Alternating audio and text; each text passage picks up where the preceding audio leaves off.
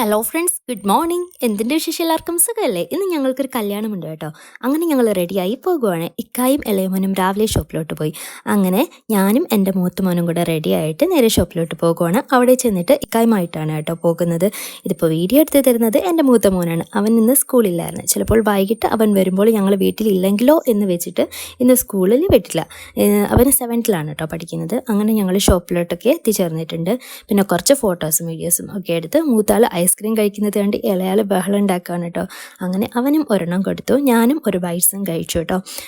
അടിപൊളിയായിരുന്നു. പിന്നെ ഇവിടുത്തെ ഏറ്റവും റേറ്റ് കുറഞ്ഞ ചോക്കോ ആൻഡ് ടോഫി ഫ്ലേവേർഡ് ഐസ്ക്രീമാണ് കേട്ടോ. ഇത് വെറും 5 രൂപ മാത്രമേ ഉള്ളൂ.